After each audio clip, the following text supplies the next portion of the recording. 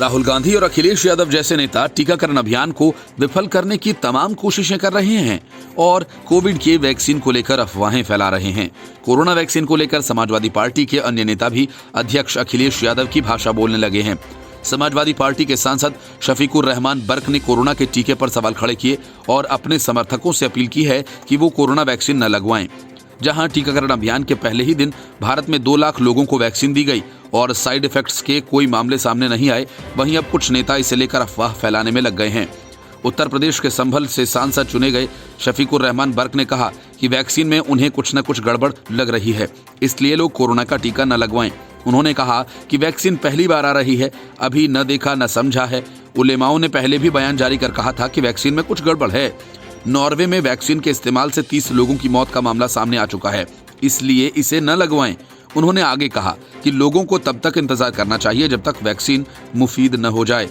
उन्होंने सरकार को सलाह दी कि टेस्टिंग के बाद ही वैक्सीन का इस्तेमाल किया जाए। वैक्सीन के पूरे ट्रायल और टेस्टिंग के बाद ही इसे अनुमति दी गई है, फिर भी लोगों को गुमराह किया जा रहा है। कई दिनों तक चले ट्रायल और अध्ययन के बाद ही इसे इमरजेंसी यूज के लिए अनुमति दी गई। वहीं उन्होंने नॉर्वे में जिन लोगों की मौत का जिक्र किया, उन वैक्सीन का भारत से कोई लेना देना नहीं है। ये वही वैक्सीन थी जिन्हें खरीदने की वकालत भारत में मोदी विरोधी गैंग कर रहा था, ताकि देश में बने 2 स्वदेशी वैक्सीन को बदनाम किया जा सके।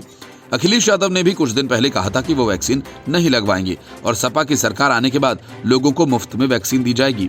नॉर्वे में फाइजर द्वारा बनाई गई वैक्सीन को ही मंजूरी मिलती है और अब तक हुई मौतें भी इन्हीं दोनों से संबंधित हैं। दोनों ही कंपनीज अभी तक इन मौतों की जांच की बात कह रही हैं।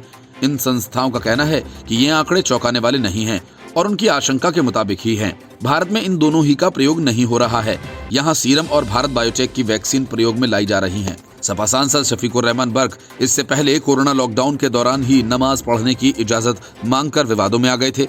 सामूहिक नमाज को लेकर उन्होंने लंबी बहस की थी। उन्होंने बीजेपी विधायक संगीत सोम पर भी निशाना साधा।